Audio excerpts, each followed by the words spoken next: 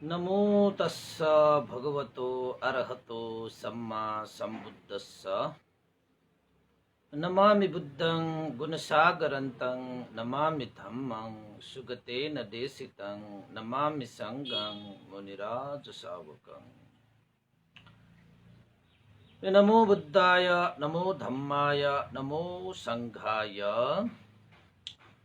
श्रद्धालु उपासक उपासिका तथा सधर्म प्रेमी महानुभावहरू, आज मिति 2078 वैशाख 20 गते सोमबार बिहानको 9 बजे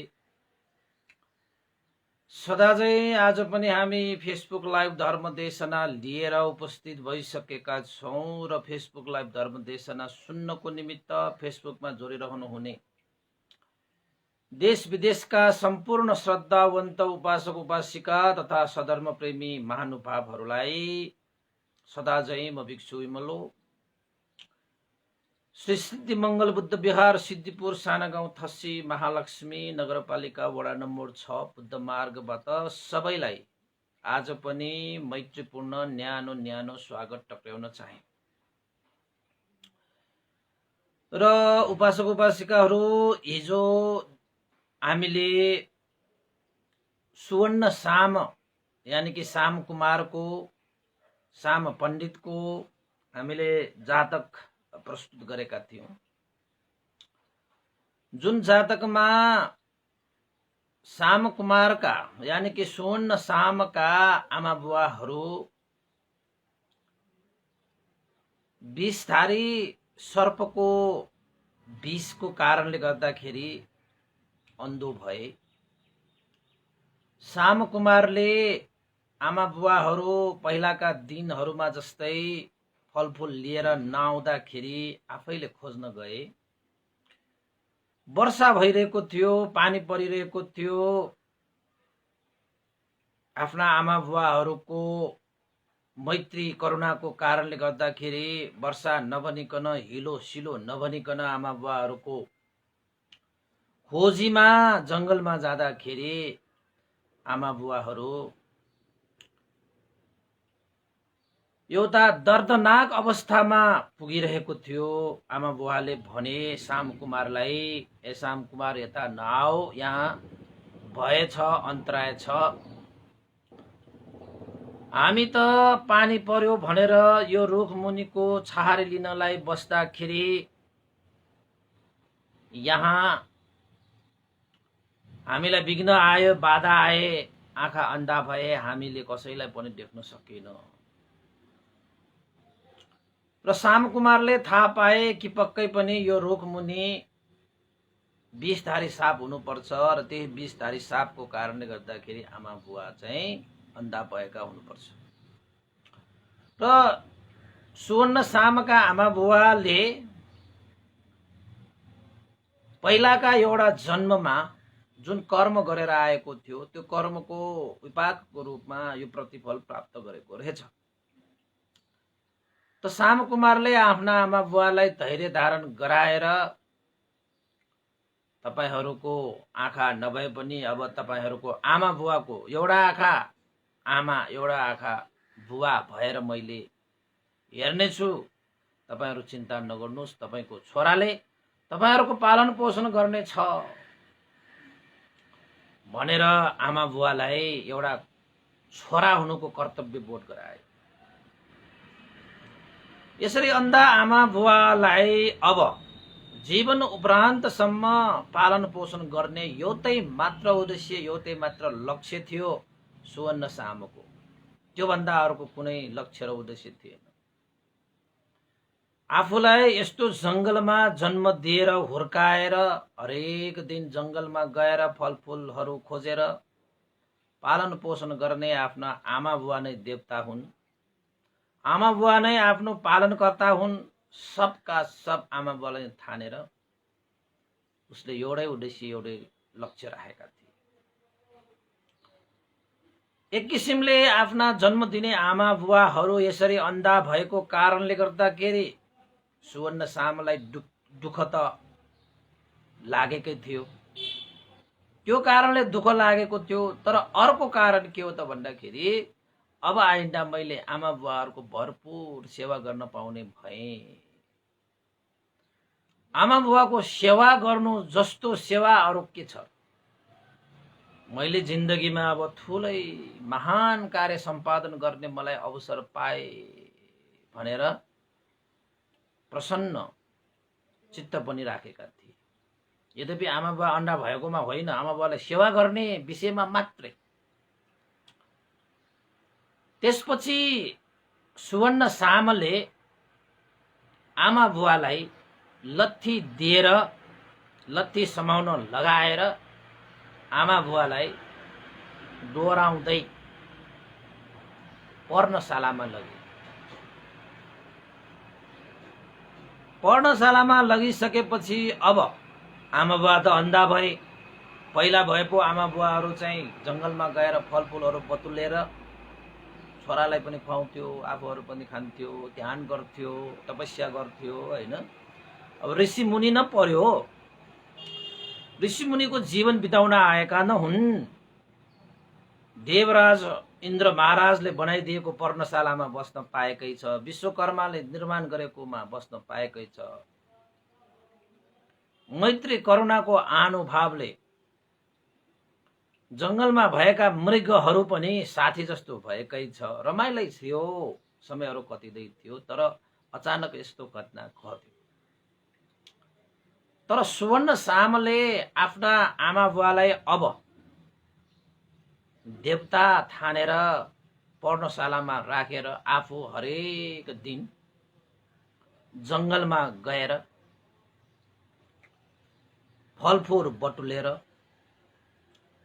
आमा बुवाहरूलाई चाहिँ खाद्यान्नको व्यवस्था गर्थ्यो। आमा बुवा भने ध्यान गर्ने, तपस्या गर्ने होइन, आर्य मौन बस्ने आदि इत्यादि धर्म कर्मको क्षेत्रमा लागि परे। आमा बुवालाई फलफुल मात्रै लिएर खाद्यान्न मात्रै व्यवस्था गर्थ्यो त भन्दाखेरि त्यो पनि होइन। आमा बुवाको ठुलै सेवा गर्थ्यो, सत्कार गर्थ्यो, आदर गर्थ्यो, गौरव गर्थ्यो। आमा बुवालाई नुहाई ढुवाईदेखि लिएर, आमा बुवाको गोडा मिच्नेदेखि लिएर, आमा बुवाको सरसफाइदेखि लिएर, पर्णशालाको व्यवस्थापनदेखि लिएर, आमा बुवालाई खुवाउनेदेखि लिएर, आमा बुवाहरूको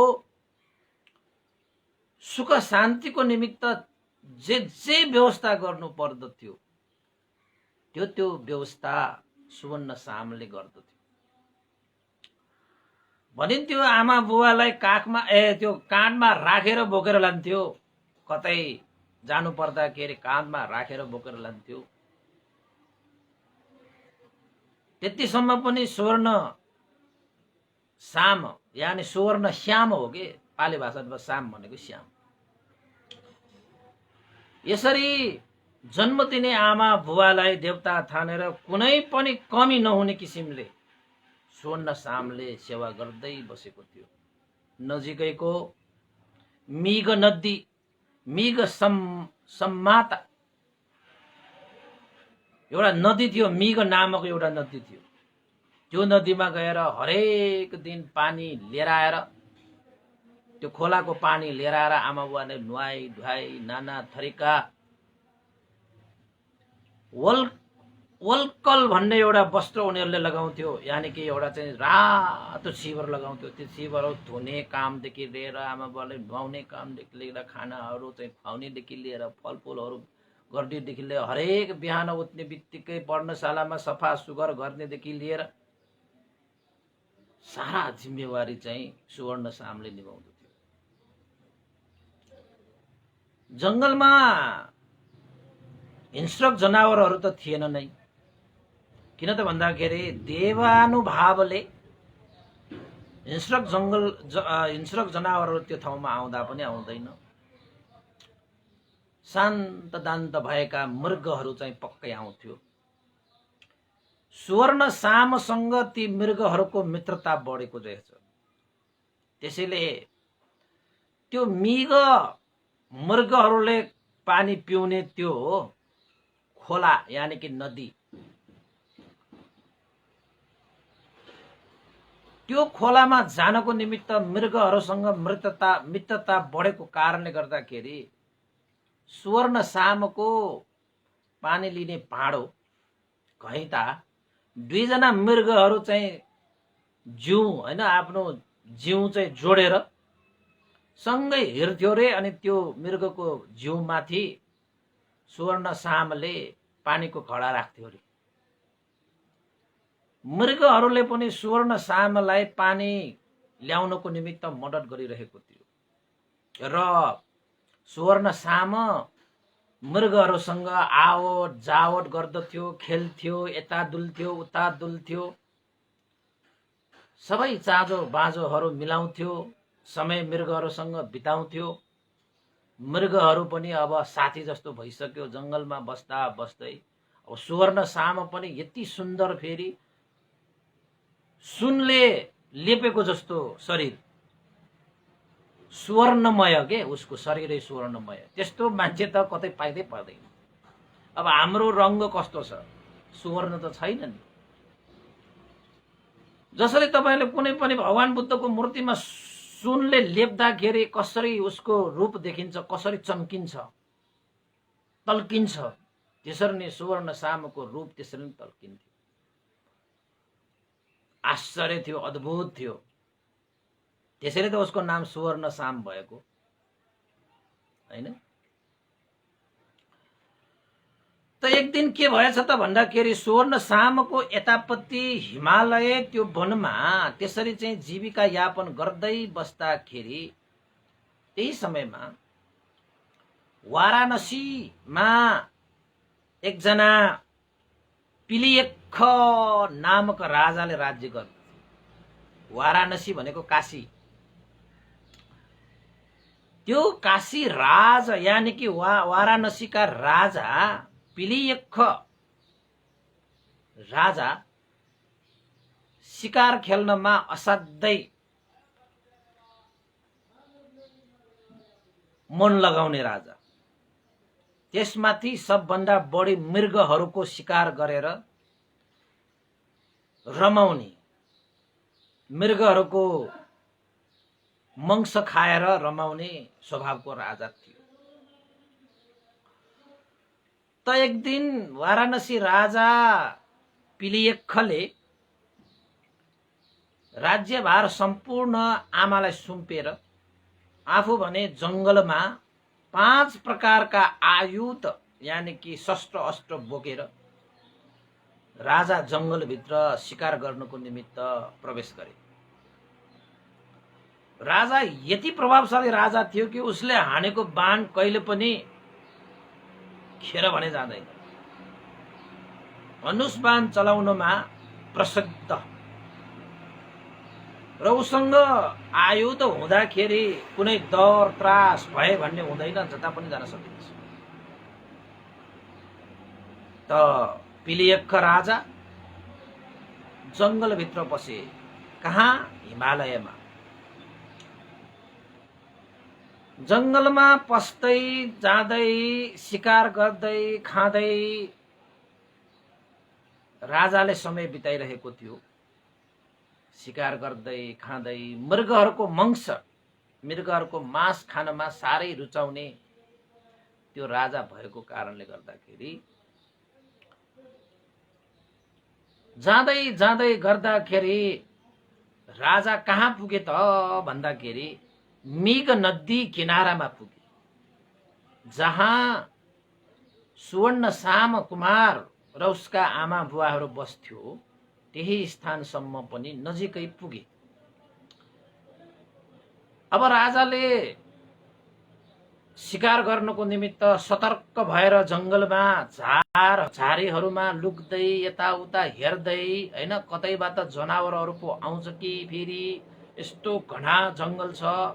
अब राजा फेरि हिम्मतवाला, जस्तो सुकै बाघ भालु चितुवा जे आए पनि उसले चाहिँ शिकार गर्न सक्ने अवस्थामा थियो। तर हुन त राजालाई मृगहरूलाई शिकार गरेर मृगहरूको वंश खाएर जीवको यापन गर्दै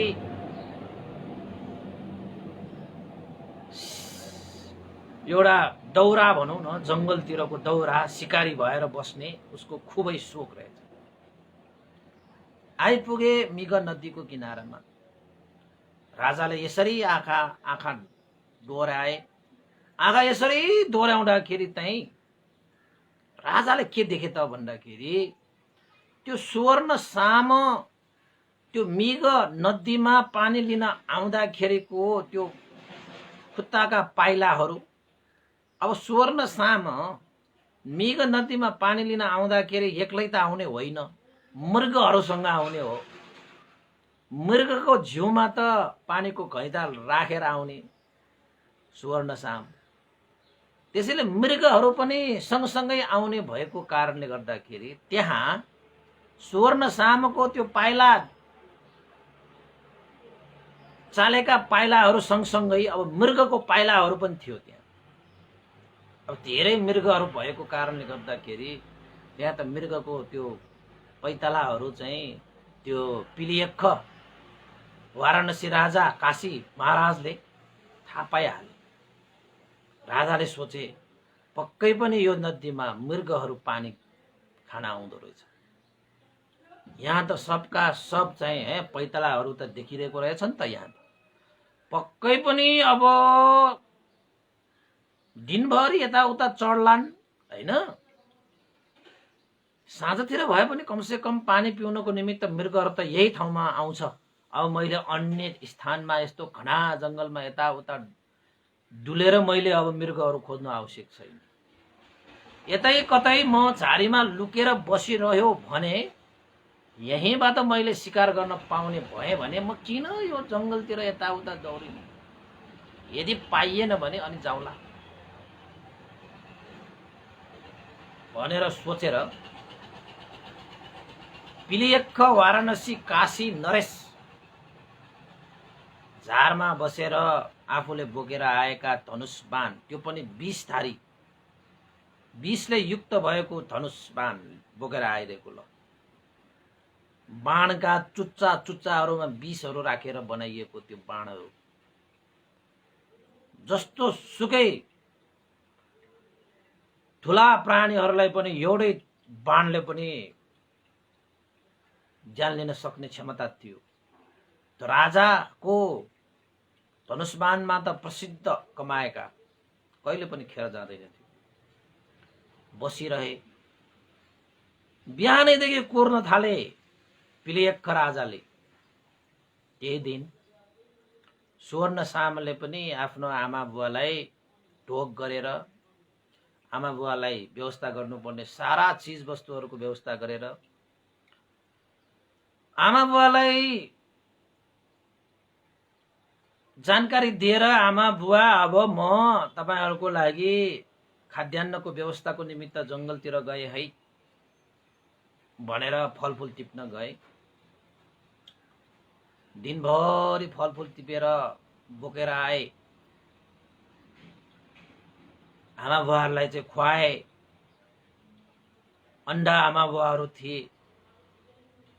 तैपनि आफ्नो छोराले यस्तो मैत्री करुणा राखेर सेवा गरेको कारणले गर्दाखेरि आमा बुवालाई आफ्नो आँखा छैन भन्नेमा पनि कुनै दुःख शोक पीडा भएन।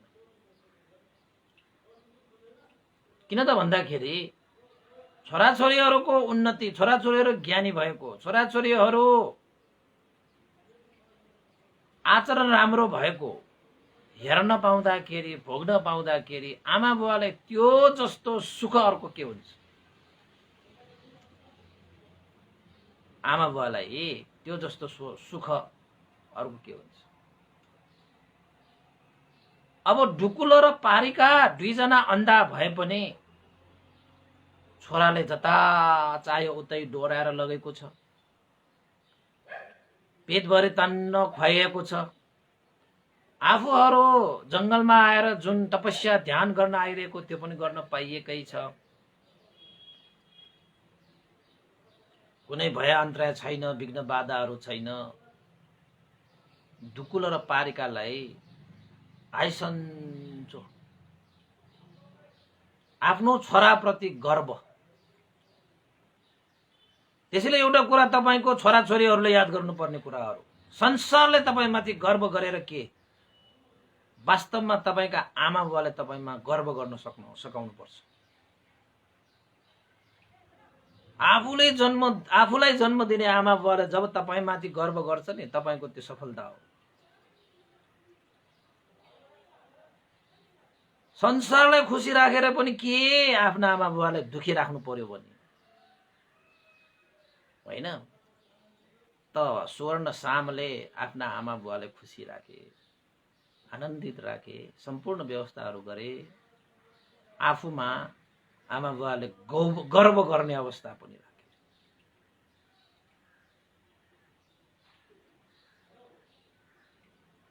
अब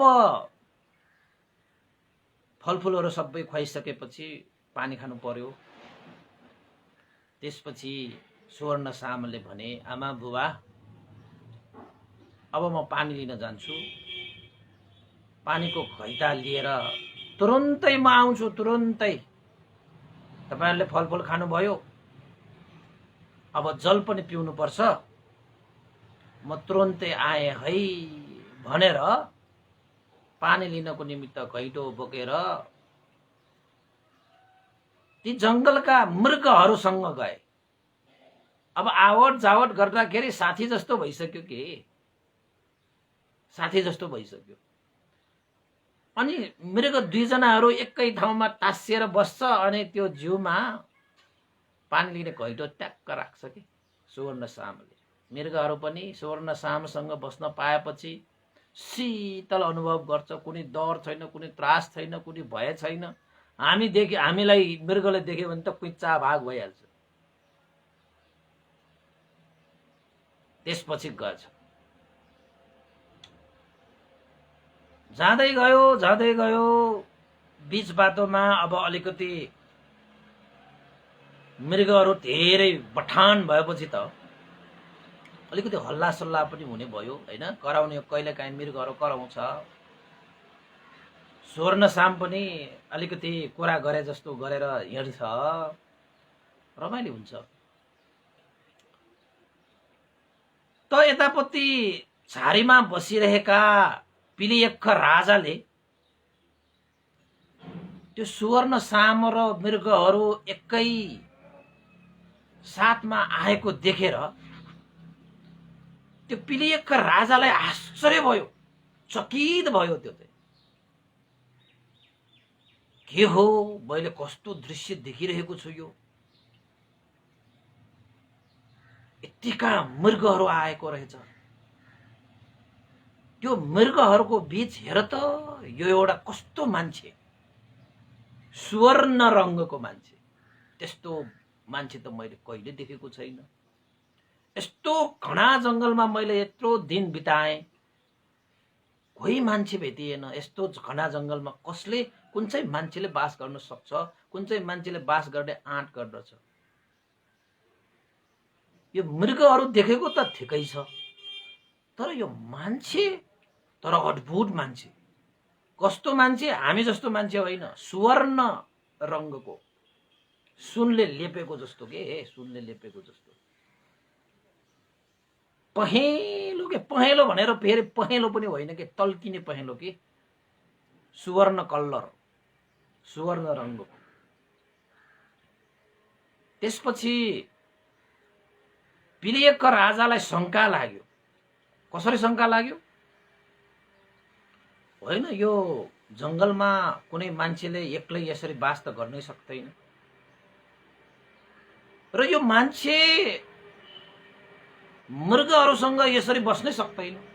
मृगहरू त मान्छे देख्ने बित्तिकै जंगलमा त भाग्छ। मलाई शिकार गर्न आयो कि, मेरो ज्यान लिन आयो कि, मेरो मासु खान आयो कि भनेर मृगहरू त भाग्नु पर्ने। तर यहाँ मैले जुन दृश्य देखिरहेको छु, अजीबको दृश्य देखिरहेको छु। एउटा मृग र मान्छे यसरी चाहिँ साथैमा कति मजाले आइरहेको रहेछ। पक्कै पनि यो मृग नदीमा पानी खान, यो नदीमा पानी खान त आएको होला पक्कै। तर अद्भुत के लाग्यो त भन्दाखेरि, हामी जस्तो मान्छे पनि होइन। फेरि सुवर्ण रंगको भनेपछि यो पक्कै मान्छे होइन होला। पक्कै पनि यो कुनै देवता हुनुपर्छ कि त नाग हुनुपर्छ, कि देवताले चाहिँ मनुष्य रूप लिएर आएको हुनुपर्छ कि होइन भने नागहरूले मनुष्य रूप लिएर आएर यसरी भएको हुनुपर्छ कि होइन भने अन्य कुनै चाहिँ आश्चर्यजनक हुनुपर्छ। मान्छे त हुँदै हुँदैन। यस्तो घना जङ्गलमा यत्रो दिन मैले चाहरे, यत्रो दिन म घुमे, शिकार गरेर मान्छेको एउटा निशान त मैले पाइनँ भने यहाँ मान्छे कसरी देख्छु म? र मान्छेले भनौँ भने पनि अर्कै रङ्गको छ, तल्किरहेको छ सुवर्ण रङ्गको। आहा, यो देवता हो कि नाग हो म चिन्नु पर्यो यसलाई। अब डगुडेर उसलाई सोधौँ भने, भेटेर सोधौँ भने, बोलाएर सोधौँ भने शिकार गर्न आएको मृगहरू पनि भाग्ने नै भयो। अब सोधिहाले भने देवता हो भने त यो आकाशमा उडेर गइहाल्छ, नाग हो भने त धरतीमा धसेर गइहाल्छ। अब कुनै यो गन्धर्व किन्धर्वहरू भए त फेरि यो चाहिँ बिलाएर गइहाल्छ, कुरा त मिलेन। अब म यो जङ्गलमा यत्रो दिनहरू बिताइसकेपछि मलाई त फेरि राज्यमा फर्किनु नै छ। फर्केपछि मन्त्री अमात्य सेनाहरूले सोध्लान् नि के भयो, कसो कसो भयो भनेर सोध्लान्। अब मैले यस्तो मान्छे देखेँ जङ्गलमा मृगहरूसँग एकै साथमा आइरहेको, त्यो देवता पनि हुनसक्छ, त्यो नाग पनि हुनसक्छ, मान्छे त हुँदै होइन जस्तो लाग्यो। किन भन्दाखेरि मान्छेहरूभन्दा रङ्ग सुवर्णको छ। यस्तो एउटा अद्भुत प्राणी मैले चाहिँ जङ्गलमा भेटाएँ भनेर सुनाउनै पर्यो। अब त्यस्तो अद्भुत सुनाउँदाखेरि त्यो को हो त, के हो त भनेर सोध्यो भने चाहिँ मैले के जवाब दिने? मलाई अप्ठ्यारो पर्छ। त्यसैले आज मैले यो मृगहरूको शिकारको साथसाथै यो अद्भुत प्राणीलाई पनि शिकार गर्नु पर्ला, यानि कि उसलाई धनुष बाणले हानेर बेहोस पारेर सोध्नु पर्ला। बेहोस पारेर उसलाई चाहिँ अब मार्ने त होइन, उसलाई त सोध्नु त पर्यो, तिमी को हो, के हो, कसरी हो, देवता हो कि गन्धर्व हो कि किन्धर्व हो कि नाग हो कि गरुड हो कि के हो तिमी भनेर सोध्नु त पर्यो। त्यसैले उसलाई चाहिँ धनुष बाणले चाहिँ हान्ने, बेहोस पारेर उसलाई सोध्नु पर्ला भनेर राजाले चाहिँ विचार गरिरहे। यो के हो, यो कसो हो, के हो होइन, उसलाई त अब जिज्ञासा लागिहाल्छ। त्यसरी सोद्धा सोध्दै झाडीबाट लुकेर हेरिरहेको थियो। मृगहरूले चाहिँ त्यो मृग नदीमा पानी सानी सब खाएर फर्किरहेको अवस्थामा सुवर्ण सामले आफूले पानी लिनको निमित्त बोकेर आएको त्यो घैतामा पानी भरेर अब आफ्ना आमा बुवाले चाहिँ वल्कल चिबर लगाए जस्तै उसले पनि लगाएकै थियो। एउटा त्यागी जीवन बिताइरहेकै थियो होइन। त्यसपछि सुवर्ण सामले भरिएको त्यो पानीको घैँतोलाई आफ्नो काँधमा बोके। बायाँपट्टि काँधमा यसो बोकिसकेपछि यतापट्टि पिलियख वाराणसी राजाले यही मौका हो, उसले पानीको घैँता अब काँधमा हालिसकेको छ, अब मैले यतैबाट चाहिँ धनुष बाण चलाएर पठाइदिनु पर्छ। यदि त्यो मान्छेलाई लाग्यो भने त लागिहाल्यो, लागेन भने अरू मृगहरू बथान त छँदैछ, उनीहरूलाई भए पनि लागेर त अब बथान होइन। थुप्रै त्यहाँ मृगहरू भइरहेको बेलामा त जसरी हाने पनि एक न एकजना त लागिहाल्छ। हुन त श्याम कुमारकोमा चाहिँ तपाईहरुले अन्तको श्याम कुमारको कथा पनि सुन्नु भएको होला। वास्तवमा यही कथा थियो, तर पानी चाहिँ लिन लाग्दाखेरि साउन आएको बेलामा त्यतैतिर राजाले हानेर पठाए भन्ने किसिमको त्यो अर्कै किसिमको छ। तर हाम्रो जातकमा त्यस्तो छैन। राजाले त सुवर्ण सामलाई के हो कसरी हो भनेर उसलाई चाहिँ बेहोस पार्नको निमित्त हानेकै हो। यदि टाढैबाट हान्दाखेरि अब पिलियक्ख राजाको धनुषबाण त फरकै नपर्ने हो। यदि टाढैबाट हानेकोले फरकै परे पनि त्यो बथानको अरू मृगहरूलाई पनि भए पनि त्यो बाणले लागिहाल्छ। लागेपछि मृगहरू शिकार गरेर अब मांसहरू खान पाइहाल्छ भनेर आखिरमा पिलियक्ख राजाले विषले युक्त भएको बाण हानेर पठाइदिए। हेर्नुहोस् है, अब यता शाम कुमारले पानी बोकेर आमा बुवाको तिर्खा मेटाउनको निमित्त अब मैले चाँडो चाँडो शीघ्र रूपमा चाहिँ पर्णशालामा जानुपर्छ भनेर हतारिँदै गएको बेलामा यता पिलियक्ख राजाको बाणले सुवर्णसामलाई पुरा घाइते बनाएछ। अब भनिएको छ दाहिने पत्ती हानेर बायाँ पत्तीबाट निस्केको रे त्यो धनुष, त्यो बाण त जातकमा त्यसरी उल्लेख छ। यसरी विषयुक्त बाणले लागेपछि सुवर्णसाम रूपले त सुवर्ण भए पनि आखिर मान्छे न हो, विष शरीरभरि फैलिए। सुवर्णसामले अब त्यो बोकिरहेको त्यो घैतालाई बोकिराख्न चाहिँ गाह्रो भयो। तर जतिसुकै त्यो विषहरू शरीरमा फैलिएर चाहिँ कमजोर बनाए तापनि सुवर्णसामले त्यो आफ्नो आमा बुवाको लागि ल्याएको त्यो पानीको घैता खसालेर फुट्न दिएन, खसेर फुट्न दिएन। बिस्तारै उसले चाहिँ सहँदै सहँदै सहँदै सहँदै सहँदै सहँदै त्यो बालुवाहरू भनेको पुरा चाँदी जस्तो हुन्छ के, तल तल तल तल तल तल तल तल्केकोमा पानीको घैतालाई बिस्तारै होस राख्दै एक ठाउँमा राखे। धनुष त्यो बाणले लागिसकेको छ, उसलाई गाह्रो भइसकेको छ है। अब मुखबाट रगत पनि आइसकेको छ।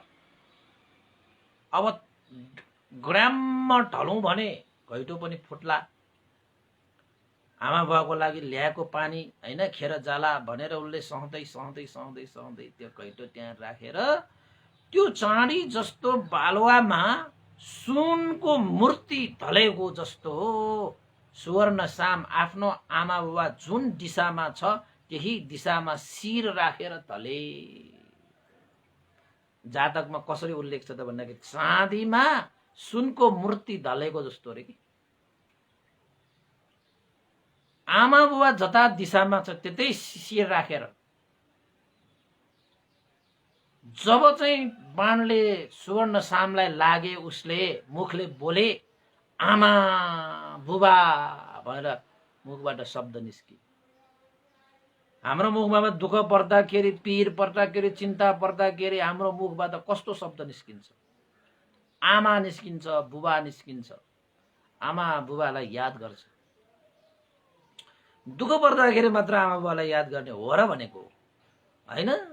तर मान्छेहरू दुःख पर्दाखेरि चाहिँ आमा बुबा याद गर्छन्, सुखमा चाहिँ आमा बुबा त कता हो त्यो चाहिँ गर्नुहुन्न। शाम कुमारले आमा बुबा भनेर ठुलै स्वरले चाहिँ कराए। तर के गर्ने, टाढा रहेछ त्यो त नदी। यतापट्टि आमा बुबा त आफ्नो छोराले हरेक दिन जस्तै पानी लिएर आउला, तिर्खा मेटाउला। हाम्रो छोरा कति ज्ञानी हैन, आफ्नो छोराको त्यो सेवा सत्कारले गर्दाखेरि मन आनन्दित थियो, सुखमय शान्तिमयसँग बसिरहेको थियो। पहिला पहिला त आमा बुबा भन्ने बित्तिकै हैन सुनिन्थ्यो, तर अहिले चाहिँ सुनेन। तर कता कता यता सुवर्णसामलाई धनुषबाणले लागेर त्यो ढल्दाखेरि कता कता यतापट्टिको अन्डा आमा बुवा उनीहरूको स्वर चाहिँ सुनेको छैन। आमा बुवा भनेको स्वर चाहिँ सुनेको छैन, तर आमा बुवाको मनमा टुक्क चाहिँ परेको थियो अरे के। त्यसैले छोराछोरीलाई कतै दुःखहरू पर्दाखेरि आमा बुवाले त्यत्तिकै अनुभव हुन्छ अरे, उनीहरूलाई त्यत्तिकै एउटा महसुस हुन्छ अरे कि मेरो छोराछोराले के भयो कि होइन, यसो भयो कि उसो भयो कि। एउटा आमा बुवा र छोराछोरीहरूको एउटा सम्बन्ध हुन्छ नि त, त्यो सम्बन्ध जस्तो शुद्ध पवित्र सम्बन्ध संसारमा कहाँ हुन्छ होइन। यतापट्टि छोरालाई त्यस्तो एउटा चाहिँ आघात पुग्दाखेरि कसैले नभन्दा पनि, कसैले सन्देश नदिँदा पनि कता कताबाट आमा बुवाहरूको मनमा धक्क जाने के, धक्क पर्छ के। त्यति बेला डुकुलले र पारिकाले एक आपसमा यिनीहरू कुरा भएको थियो अरे, हाम्रो छोरा साम कुमार आज अलिकति ढिला भयो, यति बेलासम्ममा त आउनु पर्ने थियो साम कुमार, केही त भएन।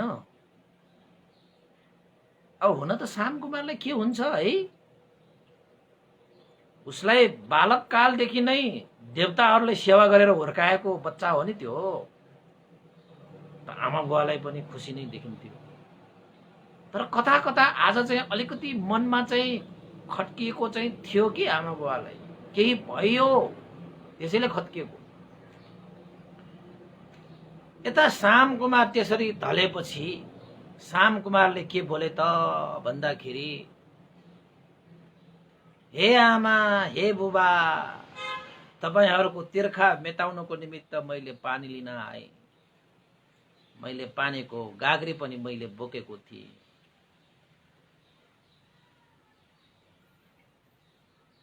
तर आज म यहाँ यसरी ढल्नु पर्यो, मलाई क्षमा गर्नुहोस् हे आमा बुबा, तपाईहरूको लागि मैले पानी ल्याउने इच्छा गर्दा गर्दै पनि मैले त्यो ल्याउन सकिन। मलाई कसैले धनुष बाणले मलाई प्रहार गरे, सारा विष मेरो शरीर भरि फैलिएको छ, मुखबाट रगत आइरहेको छ। यो जंगलमा यत्रो वर्षसम्म मैले समय बिताएँ, तर कसैसँग मेरो दुश्मनी रहेन। यहाँसम्म कि हिंस्रक जनावरहरू पनि मेरो शत्रु भएन, कुनै पनि प्राणी मेरो शत्रु भएन। स्वर्ण साम त्यसरी बाणले लागेर ढलेपछि मृगहरू त भागे ज्यान बचाएर, पक्कै पनि यहाँ शिकारी आएको रहेछ भनेर। मेरो कसैसँग शत्रुता पनि छैन, सबैसँग मित्रता नै थियो, तर आज मलाई मित्रताको यस्तो स्थानमा कसले यसरी ज्यानै लिने गरी धनुष बाण प्रहार गरे।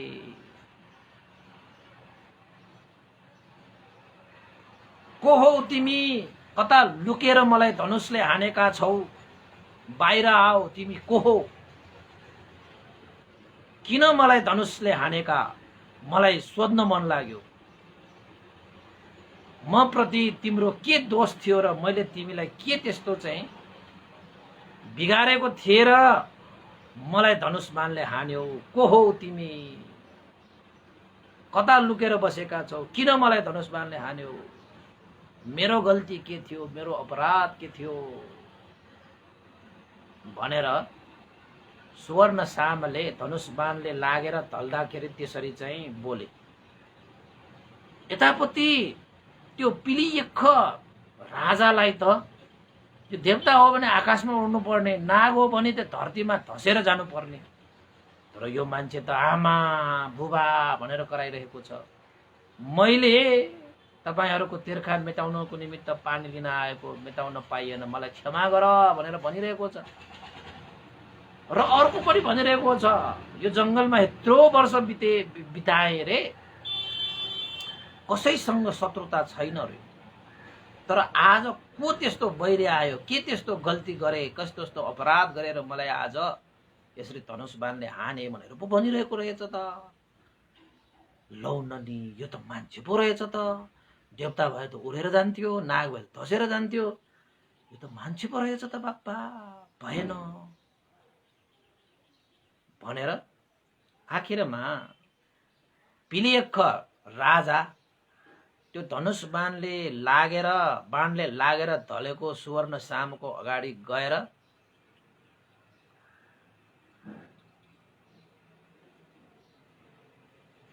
को हौ तिमी, तिमीलाई मैले ठानेको थिएँ, तिमी त देवता होला यानि कि नाग होला भनेर जान्नको निमित्त, बेहोस पार्नको निमित्त मैले यो धनुष बाण प्रहार गरे। तर तिमी त मान्छे रहेछौ, यो जंगलमा बस्ने रहेछौ। तिमीले त आमालाई पनि सम्झेछौ, तिमीले त बुवालाई पनि सम्झेथ्यौ। ओहो, मैले जे सोचेको त्यो त यहाँ त उल्टो पो भयो। तिमी प्रति मेरो कुनै वैरभाव छैन, शत्रु भाव छैन। सामकुमारले तिमी को हो? तिमी मेरो वैरी होइन, शत्रु होइन भने तिमी त मेरो मित्र हुनु पर्यो। हे मित्र, तिमी को हो भनेर सामकुमारले सोद्धाखेरि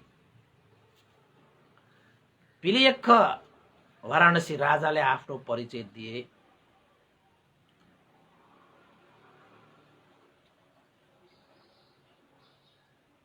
परिचय दिनु अगाडि जसलाई धनुष बाण लागेको थियो उसलाई नै राजाले पहिला परिचय मागेको थियो।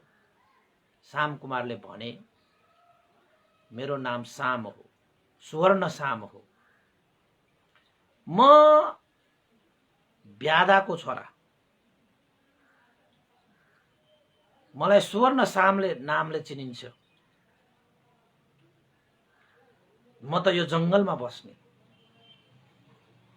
कयौं वर्ष भए म यहाँ बसेको।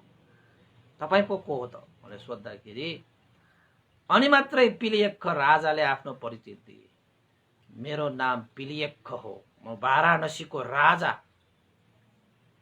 म शिकारी भएर जंगलमा छिरेको, मृगको शिकार गरेर मृगको मांस खाने रुचिका साथ म शिकार गरेर निस्केको। मैले यसो हेरे, मृगहरू पनि देखेँ र सुवर्ण रंगको सुवर्ण सामलाई पनि देखेँ। मैले ठाने देवता हो कि नाग हो। अब सोध्न जाउँ भने आकाशमा उडेर जाला, धरतीमा धसेर जाला भनेर मैले बाण प्रहार गरेको हो, मैले शिकार गरेको हुँ। म पिलियक्ख नामक वाराणसी काशी नरेश हुँ भनेर भने। अनि सुवर्ण सामले भने, लौ न अब के गर्ने, मेरो त बुबा आमा पनि हुनुहुन्छ, पर्णशालामा बसिरहनु भएको छ। म भने आमा बुवाको पालन पोषण गरेर बसेको, मेरा आमा बुवा अन्धा हुनुहुन्छ, अन्धाहरूको सेवा गरेर मैले जीविका यापन गरिरहेको। हरेक दिन जंगलमा गएर मैले फलफूलहरू टिपेर आमा बुवालाई खुवाउने गरेको छु। यही नदीमा आएर मैले पानी लिएर आमा बुवालाई पिलाउने गरेको छु। तर आज हे राजन, तिमीले मलाई बाण हानेर धलाइयौ। अब मेरा आमा बुवा पानी पिउनको निमित्त पर्खेर बसेको होला, मेरो छोरा सुवर्ण साम आउला भनेर कुरेर बसेको होला। मेरा आमा बुवाको आशा मर्ने भयो, मेरो आमा बुवालाई निराशा छाउने भयो। अब म यता पनि यो विषको कारणले गर्दाखेरि रगतहरू चाहिँ उक्लिरहेको छु, मुखले रगत आइरहेको छ। अब मेरो समय पनि धेरै छैन, म पनि अब बितेर जानेछु। मेरा देवता समान आमा बुवाले मैले दर्शन गर्न पाउने छैन, दर्शन गर्न पाउने छैन। मलाई यो धनुष यो बाणले लागेर जति दुःख भइरहेको छ त्यो त मलाई कुनै दुःख नै होइन। मलाई यो कुरामा दुःख भइरहेको छ कि मैले आफ्नो आमा बुवाहरूको आशा निराशामा परिवर्तन गर्नुपर्ने, त्यो सबभन्दा ठुलो दुःख मलाई। यो धनुष बाणले लागेर मैले रगतै मैले छाड्न परे पनि मलाई त्यो दुःख मलाई के पनि दुःख होइन। आमा बुवाको तृष्णा, आमा बुवाको तिर्खा मेटाउनको निमित्त मैले जुन जल पिलाउन नसक्नु चाहिँ त्यो सबभन्दा ठुलो मलाई दुःख हो। हे राजन, हात्तीहरूलाई शिकार गर्छ डाँडाको लागि, बाघहरूको शिकार गर्छ छालाको लागि, मृगहरू शिकार गर्छ मांसको लागि। तर हे राजन, तिमीले मलाई किन चाहिँ शिकार गर्यौ? किन चाहिँ बाण हान्यौ मलाई? अब के गर्ने? लौन्न नि, मेरा आमा बुवा, अन्डा आमा बुवाले मलाई कुर्दो होला, मेरो बाटोलाई कुर्दै होला, हेर्दै होला, छोरा आउला पानी पिउला भनेर बस्दो होला। त्यो सबभन्दा ठुलो दुःख मलाई भएको छ भनेर सुवर्ण सामले राजनलाई भन्छ।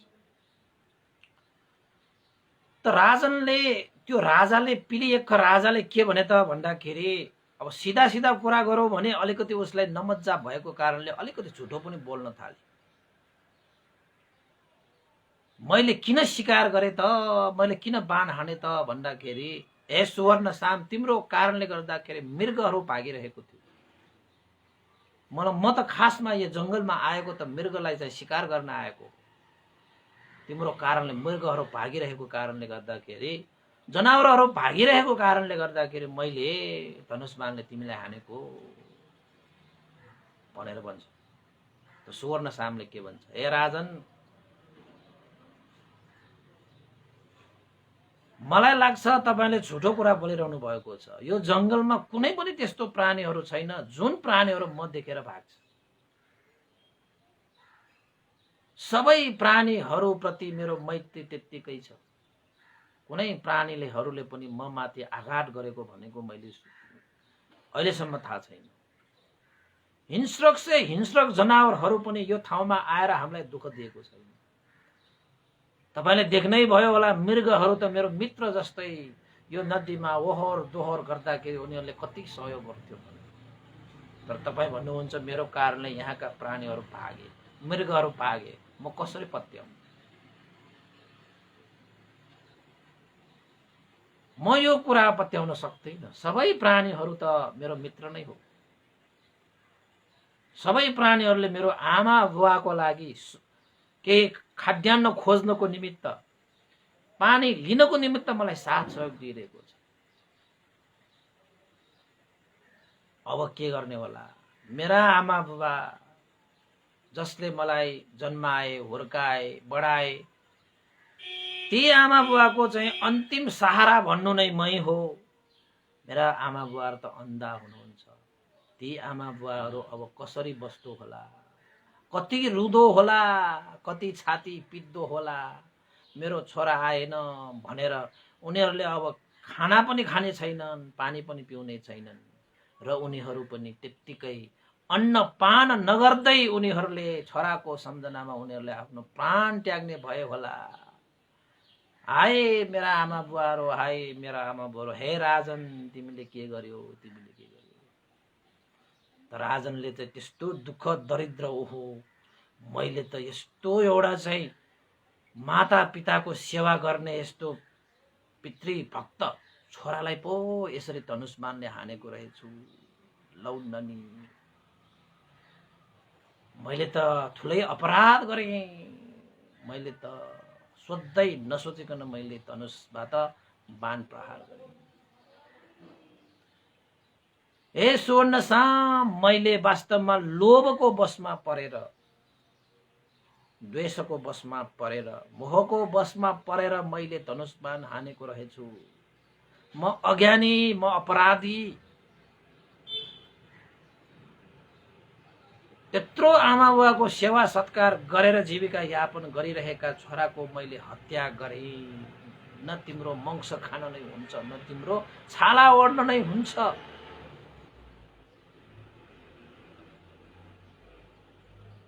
मैले त एकजना हैन छोरालाई मारेको भनेको त अर्को दुईजना आमा बुवालाई पनि मारेको सरह भयो। ओहो असह्य भयो यो कुरा त भनेर राजाले अब आफूले गल्ती गरेको महसुस गरे।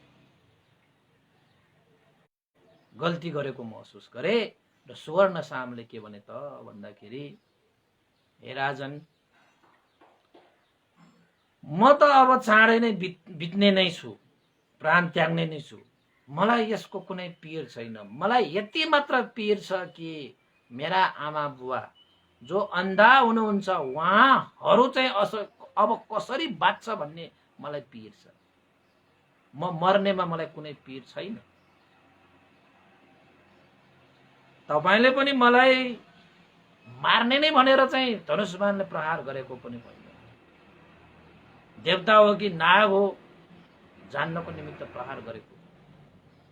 खेर तपाईले पश्चाताप गर्नु आवश्यक छैन। मेरो पनि कुनै कर्म हुन सक्छ, त्यो कर्म भोग गरेको पनि हुन सक्छ। म मरेरै गए पनि मलाई कुनै दुःख छैन। मलाई यति दुःख छ मेरा आमा बुवा कसरी बाँच्नु होला, कसरी जीवित हुनु होला, त्यो मात्रै मलाई दुःख छ। त्यो मात्रै मलाई दुःख छ। हे राजन, तपाईले चिन्ता नगर्नुहोस्। तपाईले मलाई बाण हानेर अन्तिममा मैले तपाईलाई कुनै द्वेष राखेर कुनै गाली गरेर तपाईको चित्त दुखाउन चाहन्न। तपाईको पनि जय नै होस्। राजा जस्तो मान्छे सही असल बनियो भने राष्ट्र जनताहरूलाई धेरै सुख हुन्छ। त्यसैले महाराज, अब आइन्दादेखि लोभ द्वेष मोहको बसमा परेर कुनै पनि त्यस्ता कामहरू नगर्नुहोस् जसको कारणले गर्दाखेरि आफूलाई नै ग्लानि होस्, आफूलाई नै पश्चाताप होस् भनेर सुवर्ण सामले पिलियक्क राजालाई भने। पिलियक्क राजाले सुवर्ण सामको त्यस्तो कुरा सुनेर, हुन त उसलाई डर पनि लागेको थियो, एउटा ऋषिमुनि हो नि त। त्यस्तो व्यक्तिलाई आफूले निरपराधी व्यक्तिलाई त्यसरी हत्या गर्न पुग्दाखेरि, बाणले हान्न पुग्दाखेरि ठुलै अपराध गरेको जस्तो लागेर साह्रै ग्लानि भए, पश्चाताप भए। र अन्तत सुवर्ण सामले भनेको कुरालाई विचार गरे, अब आइन्दा लोभ द्वेष मोहमा परेर मैले कुनै त्यस्तो कार्य गर्ने छैन। राजा भनेकाले लोभ द्वेष मोहमा परेर कार्य गर्ने थाल्यो भने देश र जनताको लागि साह्रै दुःख हुन्छ। र अर्को कुरा भनिरहेको छ सुवर्ण सामले, आफू मरेर गए पनि उसलाई दुःख छैन, देह त्याग भए पनि मलाई दुःख छैन।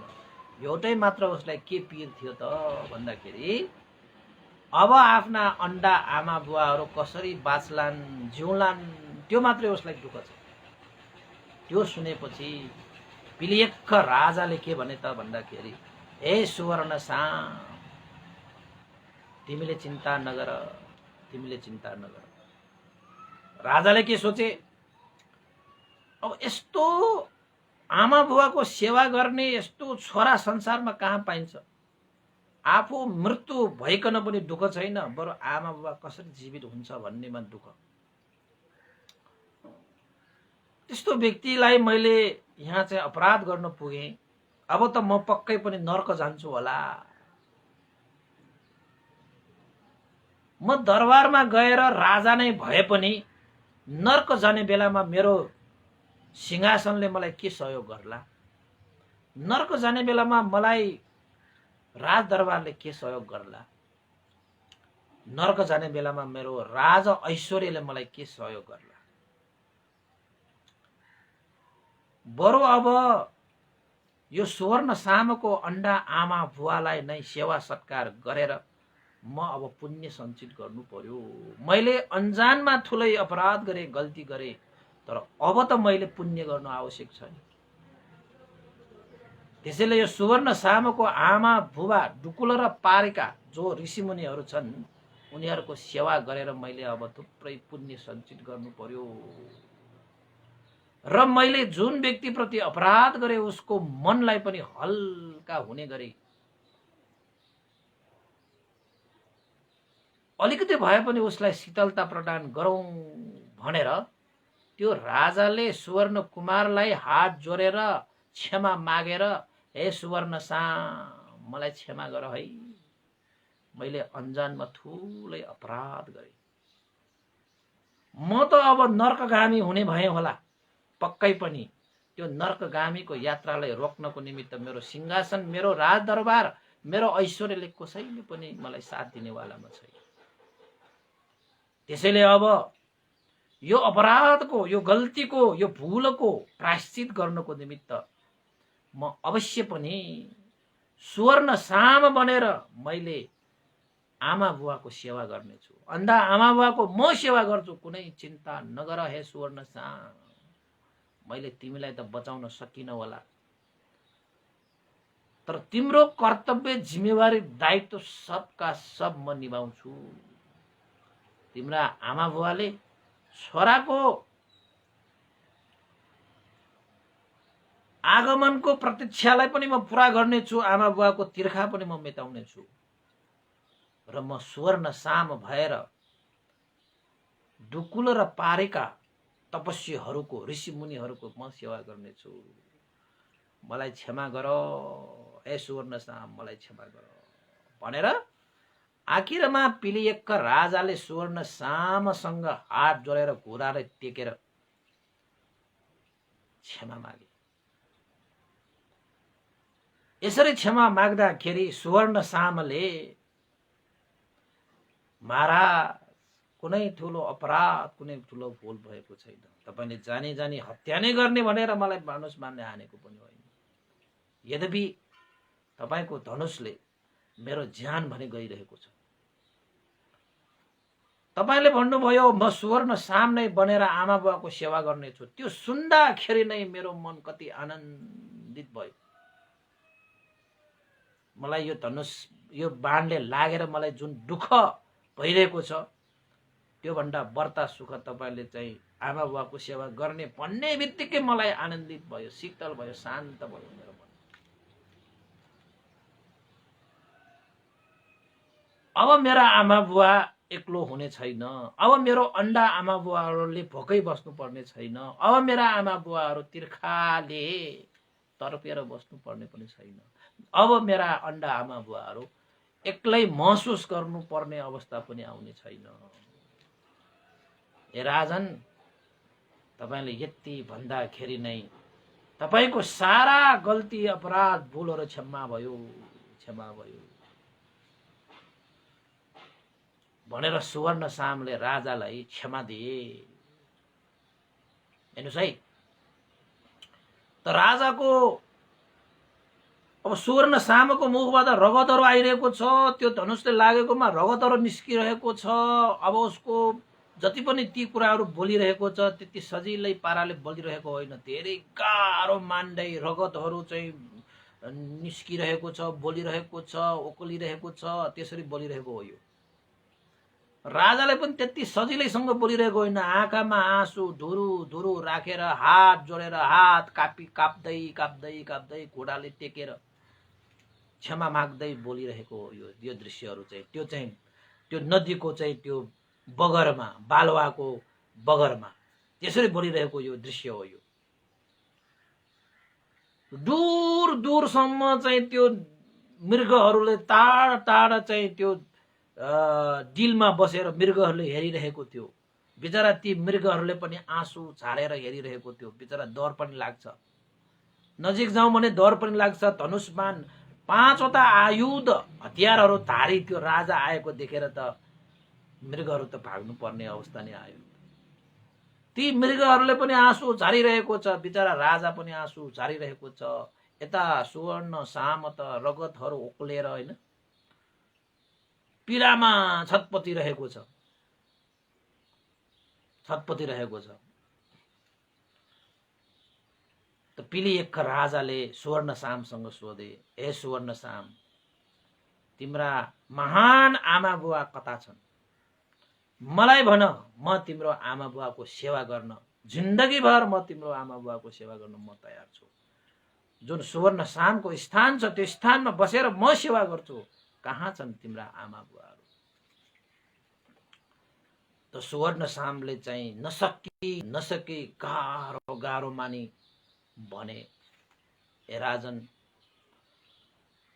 जुन दिशामा मेरो शिर छ त्यही दिशामा मेरा आमा बुवाहरू छन्।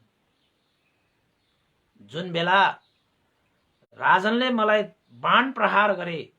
म ढल्न लाग्दाखेरि आमा बुवालाई सम्झे र आमा बुवाहरूको चरणमा प्रणाम गरे जस्तै गरी म आमा बुवाको दिशामा शिर राखेर म ढलेको छु।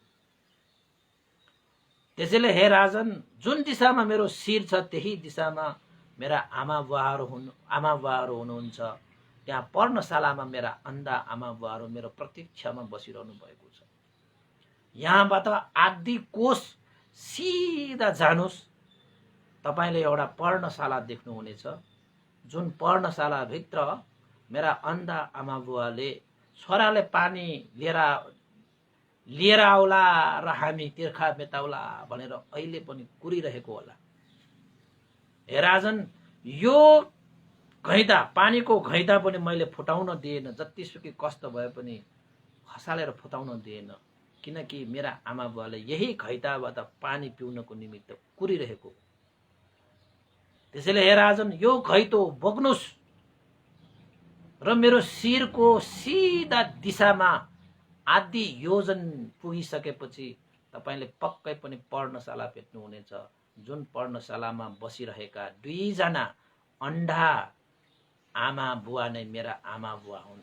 तपाईले त्यति मेरो लागि उपकार गरिदिनु भयो भने हे राजन, तपाईँ प्रति म धन्य हुने थिएँ, धन्य हुने थिएँ, धन्य हुने थिएँ।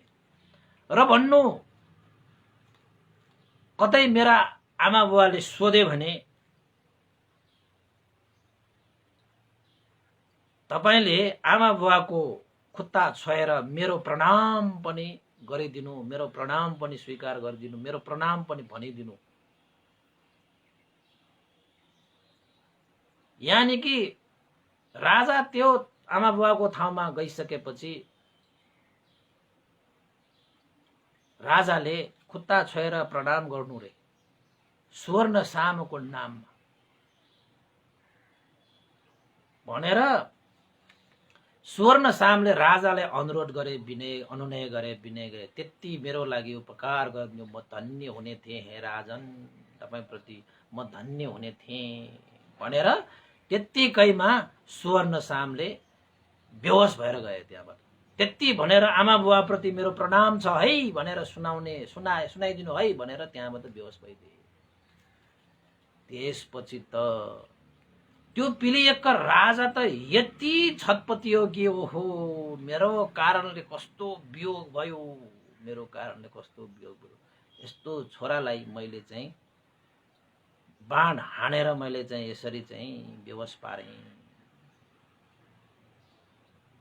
भनेर, हे सुवर्ण साम, तिमीले जे जति इच्छा गरेका छौ अब पुरा गर्ने पालो मेरो हो, मलाई क्षमा गर है, मलाई क्षमा गर भनेर रुँदै रुँदै त्यो सुवर्ण सामलाई 3 पल्ट हात जोडेर क्षमा मागेर त्यो घुमेको रे कि त्यो राजाले। 3 पल्ट घुमेर आखिरमा त्यो स्वर्ण सामले चाहिँ नफुटालिकन त्यही बालुवामा राखेको त्यो घैदालाई बोकेर स्वर्ण सामको शिर जुन दिशामा फर्केको छ त्यो दिशाको अब आदि योजन अब राजाले जानुपर्ने समय आएको छ। गहभरि आँसु राखेर हैन, आँखाभरि आँसु झारेर स्वर्ण सामले क्षमा माग्दै फर्किँदै फर्किँदै फर्किँदै फर्किँदै हेर्दै फर्किँदै हेर्दै फर्किँदै आखिरमा पिलियक्का राजा अब सुवर्ण सामको आमा बुवालाई भेट्नको निमित्त गए, भेट्नको निमित्त गए। ल उपासक यो भन्दा धेरै त नबोल्नु क्यारे है, आज अलिकति धेरै नै चाहिँ यो दर्दनाक छ कि यो घटना सिनमा देखाउनु पाए त क्या मजाले चाहिँ देखाउनु पाउँथ्यो हैन। राजाले पनि अब जानी जानी हानेको पनि भएन। हेर्नुहोस्, अब देवता हो कि अब नाग हो त्यो जान्नको निमित्त, बेहोस पार्नको निमित्त त्यहाँ चाहिँ गरेको भयो। हेर्नुहोस् हैन, बिचरा राजाले पनि अब ठुलै अपराध गरेको, त्यो अपराधको कारणले नर्कमै जाने जस्तो डर भएर पनि क्षमा पनि मागे। सुवर्ण साम त्यति चाहिँ कमजोर व्यक्ति पनि होइन, क्षमा दिन नसक्ने मान्छेहरू त कमजोर हो कि। बदला लिने मान्छेहरू हो कमजोर व्यक्तिहरू, क्षमा दिने मान्छे त वीर हो के। कमजोर मान्छेले क्षमा दिन सक्दैन, मजबुत मान्छेले मात्रै क्षमा दिन सक्छ। कमजोर मान्छेहरू त बदला लिन हिँड्छन्। त सुवर्ण सामले राजाले क्षमा पनि दिए, तर एउटा जिम्मेवारी दिए, मेरा आमा बुवा, उसलाई आफू मर्नुमा कुनै दुःख छैन, आमा बुवा कसरी जिउँछ भन्ने मात्रै दुःख छ कि उसलाई। तर त्यो जिम्मेवारी चाहिँ राजाले लिइसकेपछि सुवर्ण साम शान्त रूपमा विवश भएर गए। किन त भन्दाखेरि अब आफ्नो कर्तव्य जिम्मेवारी त लिने व्यक्ति त भयो नि भने जस्तो, नत्र भने त विवश हुनको निमित्त पनि गाह्रो, मर्नको निमित्त पनि गाह्रो। त सुवर्ण साम त्यहीँबाट विवश भए। राजा अब सुवर्ण सामको स्थानमा बसेर आमा बुवाको सेवा गर्नको निमित्त घैँटोको पानी लिएर आमा बुवा कहाँ गए। यो भन्दा पछिको कहानी चाहिँ अब कथा चाहिँ हैन, देशना चाहिँ म भोलि मात्रै गर्नु पर्ला। अब हुन त सुवर्ण साम भनेको व्यक्ति देवताहरूले पालन पोषण गरिरहेको व्यक्ति। त्यति बेला देवताहरू कहाँ थिए त? जुन बेला सुवर्ण सामलाई बाणले लागेको थियो त्यति बेला देवता कहाँ थियो त? जुन देवताले सुवर्ण सामलाई हेरचाह गर्दथ्यो भन्ने प्रश्न पनि तपाईहरुलाई आउला। त्यसको सवालको जवाफ म भोलि पनि दिइदिउँला। आजको लागि चाहिँ यति नै गर्नु पर्ला। उपासको उपास यहाँनिर रोकिएन भने चाहिँ अलिकति लामो नै देशना गर्नु पर्ला। यहाँनिर रोक्दाखेरि नै राम्रो होला जस्तो लाग्छ। अब भोलि के भयो त? कसो कसो भयो त? अब देवताले कसरी देखिएन त? अब सुवर्ण सामलाई चाहिँ पालन पोषण गर्ने देवता त अब त्यो अठकटाचार्यले लेखेको छ, उनीहरू देवलोकमा बसेर देव सुख भोग गरिरहेको कारणले गर्दाखेरि सुवर्ण सामलाई त्यो दिनमा चाहिँ उसले चाहिँ हेर्नै नभ्याएको। अब कसैले त्यो अठकटाचार्यले भनेको छ देवलोकमा देव सभा भएको कारणले गर्दाखेरि सुवर्ण सामलाई हेर्न नभ्याएको भन्ने चाहिँ लेखेको छ। पछि त देवता आउँछ नि त। देवताले चाहिँ यसो हेर्दाखेरि ओहो मैले त यस्तो चाहिँ व्यस्तताको कारणले सुवर्ण सामलाई मैले हैन टेक केयर गर्न सकिरहेको छैन, के भयो भनेर हेर्दाखेरि सुवर्ण साम त धनुषबाण लागेर ढलिरहेको रहेछ। ल त्यो कथा चाहिँ म भोलि तपाईहरुलाई चाहिँ सुनाउला हैन। आजलाई चाहिँ यति नै गरौँ। उपासक उपासिकाहरू तपाईहरुले सुनिदिनु भयो। यो सुवर्ण साम र साम कुमारको कथाहरू चाहिँ अरु ठाउँमा चाहिँ अलिकति भिन्नै प्रकारले देशनाहरू गरिरहेको छ, तर वास्तवमा त्यो हाम्रो जातकै हो हैन। त्यो सुवर्ण साम भनेको अरु कोही होइन, भगवान बुद्ध नै हो। बोधिसत्वको रूपमा जन्म लिन आउनु भएको, डुकुल र पारिकाको गर्भमा देवलोकबाट झरेर प्रतिसन्धि ग्रहण गर्न आएको। जुन बेला डुकुलले पारिकाको नाइटोमा छोएको मात्र थियो त्यति बेला प्रतिसन्धि ग्रहण गर्न आएको, कोखमा बस्न आएको भन्ने अर्थ लाग्छ। अब यो चाहिँ आश्चर्यजनकको कुरा। अब तपाईको त्यहाँ अब धेरै आश्चर्यको कुरा हुन्छ। तपाईको त्यो 20 धारी त्यो बाणले लागेको चीज पनि अब कस्तो कस्तो भएर जान्छ तपाईको त्यो वैज्ञानिकहरूले पनि त्यो पत्तो लगाउन नसक्ने किसिमको त्यहाँ घटनाहरू घट्छ। उपासक उपासिकाहरू त आज मैले तपाईहरुलाई चाहिँ सुवर्ण सामको दोस्रो भाग मैले तपाईहरुलाई सुनाए है। शान्त दान्त श्रद्धा आस्था गौरवपूर्वक सुनिदिनु भयो। भोलि पनि अवश्य सुवर्ण सामको तेस्रो भाग करिब करिब चाहिँ अन्तिम भाग जस्तै हुन्छ भोलिको। त्यसैले चाहिँ सुवर्ण साम आखिर के भएर गए, कसो भएर गए, भगवान बुद्धले चाहिँ कसरी चाहिँ यो देशना गरे भन्ने कुरा त तपाईहरुलाई सुवर्ण सामको दोस्रो भागै भइसक्यो। अब भोलि तेस्रो भाग हैन, चौथो भागै हुनु पर्ने भइसक्यो। पहिलाको एउटा चाहिँ भगवान बुद्धकै समयको घटनालाई पनि जोड्ने हो भने त चौथो भाग हुन्छ हैन। त्यसैले उपासक उपासिका सुनिदिनु भयो। लकडाउनको यस्तो समय छ, तपाईहरु चाहिँ घरैमा बस्नु होला हैन, बाहिर ननिस्क्नु होला। किन त भन्दाखेरि बाहिर चाहिँ कोरोनाको कहर छ। हिजो मात्रै समाचार न्यूजहरुमा हेर्दाखेरि चाहिँ धेरै नै बढेको देखिन्छ र यसको चाहिँ रोकथामको लागि हरेक क्षेत्रबाट प्रयास हुनु जरुरी छ हैन। यो लकडाउनको कारणले कतिले खान पाए, कतिले खान पाएन, कतिको समस्याहरू भयो होला। यस्ता समस्याहरूलाई पनि अब सम्बन्धित निकायहरूले चाहिँ बुझिनु पर्यो हैन। आफूहरू मात्रै चाहिँ व्यस्तताको कारणले, आफूहरूमा झै झगडाको कारणले देशमा हैन सरकारहरू पनि यत्र तत्र यता उता मात्रै हानिरहेको छ, यता हानिरहेको छ, उता हानिरहेको छ। राष्ट्र र जनताको समस्या खोइ कहिले बुझ्ने होला हैन। त्यसैले चाहिँ चाँडोभन्दा चाँडो यो नाकाहरू बन्द गरेर जनताहरूको सुस्वास्थ्य हैन, जनताहरूको स्वास्थ्य, शिक्षा, रोजगार आदि इत्यादिको हैन, रासन खाद्य पानीको व्यवस्थाहरू पनि चाहिँ मिलाउनु पर्ने जिम्मेवारी त सरकारको रहन्छ नै। यस्तो समयमा सरकारले नगरे अरू कसले गर्ला न हैन। अब जनताहरू त अब बाहिर आउने निस्किने अवस्था पनि भएन। त्यसैले पनि अब हामीले सक्ने भनेको पनि अब धर्म देशनाहरू गर्ने, तपाईँहरूको घर घरमा बसिरहनु हुँदाखेरि तपाईँहरूकै घर घरमा आएर धर्मको कुराहरू छर्ने हो। तपाईँहरूको मनमा चाहिँ धर्म चेतनाहरू वृद्धि गराएर एउटा सकारात्मक ऊर्जा शक्ति वृद्धि गराएर समाजमा चाहिँ सकारात्मक ऊर्जाहरू वृद्धि गराएर समाजको एउटा सकारात्मक परिवर्तन गर्ने हाम्रो पनि प्रयास रहिरहन्छ पनि र भनिदिएको पनि त्यही प्रयास नै हो। तपाईँहरूले चाहिँ सुनिदिनुहुन्छ र तपाईँहरूले सेयर गर्नुहुन्छ, लाइक गर्नुहुन्छ, कमेन्ट गर्नुहुन्छ, जसको कारणले गर्दाखेरि यी धर्महरू प्रचार भएर हैन, भगवान बुद्धको शिक्षाहरू प्रचार भएर मनमा शान्ति हुन्छ, मनमा आनन्दित हुन्छ, ज्ञानको ज्योति बल्छ।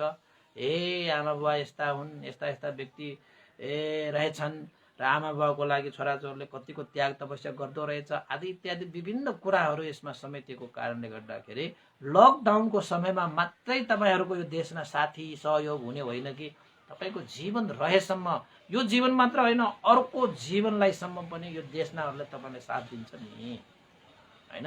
त्यसैले चाहिँ श्रद्धा आस्था गौरवपूर्वक सुन्नुहोला, सुनाउनु होला हैन, जसको कारणले गर्दाखेरि एकले अर्कालाई, एकबाट दुई बन्छ, दुईबाट चार बन्छ, चारबाट आठ बन्छ, आठबाट 16 बन्छ।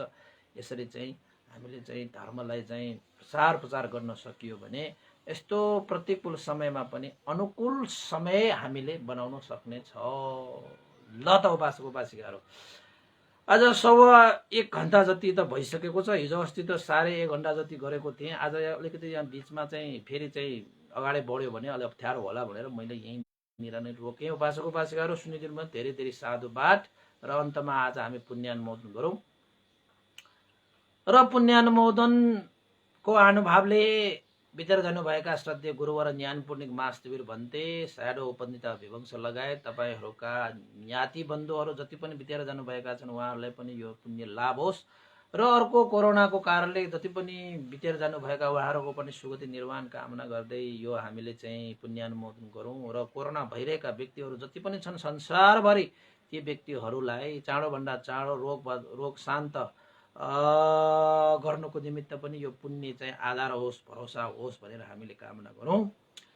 र अन्तमा जति पनि प्रत्यक्ष देशना सुनिरहनु हुने उपासक उपासिकाहरू र अप्रत्यक्षमा सुन्नुहुने जति पनि उपासक उपासिकाहरू छन् उहाँहरूलाई यो पुण्यको प्रभावले जीवनमा रोग शोक भय अन्तर विघ्न बाधा दिन दशाहरूबाट अलग्ग भएर, राग द्वेष मोहबाट अलग्ग भएर, दानशील भावनादि कुशल कर्मको अभ्यास गरेर, अनित्य दुःख अनात्मा त्रिलक्षणलाई दर्शन गरेर मार्गफल निर्वाण धर्मसम्म पनि साक्षात्कार गर्नको निमित्त यो पुण्य हेतु होस्, आधार होस्, भरोसा होस् भन्दै पुण्यानुमोदन गरौँ। भवतु सर्वमङ्गलम्। इदं नो ज्ञातिनं होतु सुखिता भवन्तु ज्ञातयो, इदं नो ज्ञातिनं होतु सुखिता भवन्तु ज्ञातयो। एतावता सम्मेहि सम्पतं पुण्यसम्पदं सर्वे देवानुमोदन्तु सर्वसम्पत्तिसिद्धिया। एतावता सम्मेहि सम्पतं पुण्यसम्पदं सर्वे सत्ता अनुमोदन्तु सर्वसम्पत्तिसिद्धिया। एतावता सम्मेहि सम्पतं पुण्यसम्पदं सर्वे भूतानुमोदन्तु सर्वसम्पत्तिसिद्धिया। साधु साधु साधु। भवतु सर्वमङ्गलं। सबैको दिन मङ्गलमय होस्, कल्याणमय होस्। कोरोनाबाट सजग हुनुहोला, सतर्क हुनुहोला, धैर्य गरिदिनु होला, घरबाट बाहिर ननिस्किनु होला, जानै परे पनि मास्क लगाइदिनु होला, सेनिटाइजर गर्नु होला। सुरक्षित बनौँ, सुरक्षित बनाऊ, आफू पनि बाँचौँ, अरूलाई पनि बचाउँ। भवतु सर्वमङ्गलम्।